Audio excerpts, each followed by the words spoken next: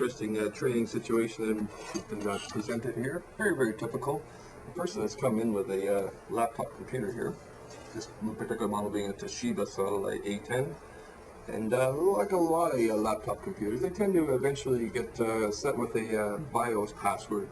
Now, BIOS password is completely different from the Windows password, and this password is prompted from the actual motherboard chips themselves. So this is a password that gets prompted immediately upon startup. Right after the black screen, the password shows up, and it won't let you get into Windows or the hard drive or whatever. This is an obvious security feature, since this is a mobile computer, and it could potentially get left behind somewhere and present a security risk to the company. So that's the basis behind most BIOS passwords and why they're put into place. And in this case here, the user has accidentally put the BIOS password on and doesn't no longer remember what the password is. Now, there's generally no way around these BIOS passwords using any kind of software and fixes and things like that. Now, they do provide dongles. With a dongle is a particular attachment that would go into the printer port and that would override the BIOS password.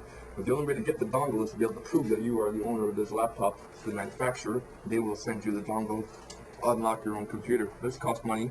Most providers would charge somewhere around $300 to have this service done. So what I'm going to do here today is show you how to do this entirely on your own, how to unlock the BIOS password with the Toshiba Satellite A10.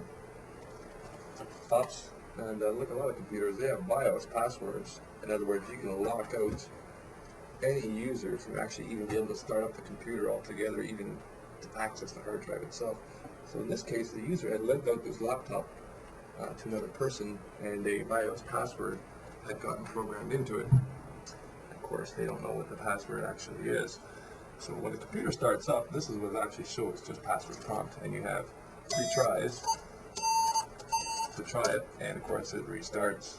There is no way around this in most cases, in most laptops.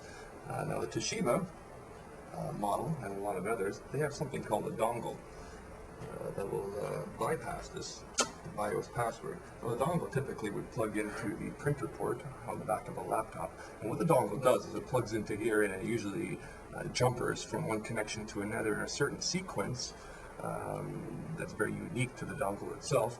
And when you order this dongle, it will allow you to bypass the BIOS password on the laptop. Now, of course, they always do a security check to make sure that you are actually the owner or purchaser of the laptop before they sell you the dongle to bypass this. What we're going to try and do here today is actually create our own dongle by rewiring it right from scratch. So we're going to follow some instructions we got off the internet. We're going to try and create this dongle and bypass this BIOS password so this person can start up this laptop. So here we go. Alright, so what we're going to try and use as a dongle here is typically a printer port that the dongles always go into on a computer, which connects directly to, of course, the motherboard and the BIOS and everything in there. So what we're going to try and do is modify this old printer cable. Now, that's all this cable really is an old printer cable. What I've done is actually smashed apart the end here on this end to expose all the wires inside, and if you look really carefully, they're actually labeled by numbers, so each one of those pins in there have a number associated with it.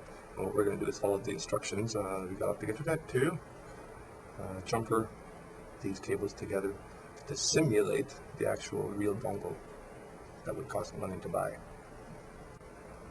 So the instructions that we got here off the internet, I'm going to show you here, instructs us to twist these wires together, right here, which as you can see is 1, 5, 10, 2, 11.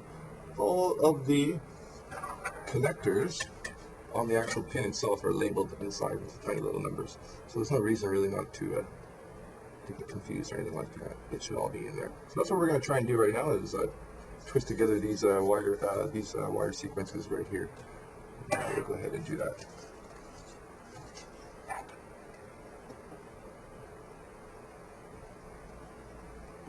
I've just snipped the 1. Now I'm looking for the 5, which is very, very tiny.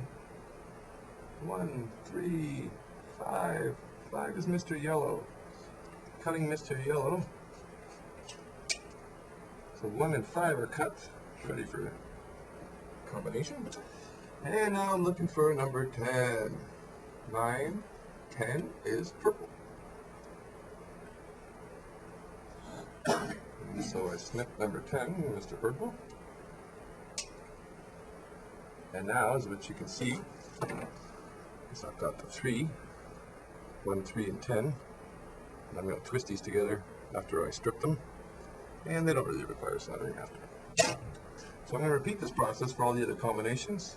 And we'll go from... Alright, it looks like we're completed making our homemade rigged dongle here. And what I've basically done is chopped off the other end and just limited it down to the one connector that we actually require here.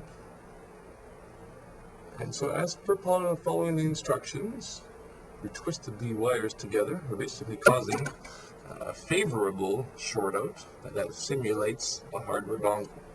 Now getting back to why we were creating all of this, looking at this Toshiba satellite laptop that's been locked down with a uncrackable BIOS password. In our homemade rigged dongle here, and what I've basically done is chopped off the other end and just limited it down to the one connector that we actually require here. And so as per following the instructions, we twisted the wires together. We're basically causing a favorable short out that simulates a hardware dongle. Now getting back to why we were creating all of this, looking at this Toshiba satellite laptop that's been locked down with a uncrackable BIOS password. Here's the back of the Toshiba satellite A10. Here's the printer port, and this is how the dongle is actually applied. You see my twisted up wires here. This is simply a printer connector with the appropriate shorting out, with favorable shorting out. And I am going to put this in place very delicately right into the printer port, squeezing it on there nice and tightly, making sure none of these wires are touching each other or shorting out, because that will definitely fry this computer beyond recognition. Now with this hack in place, flip this baby open, turn it on, and as you can see from the startup screen, no more BIOS password. It lets us straight into Windows. It'll even resume Windows right from its last current state before it was locked out.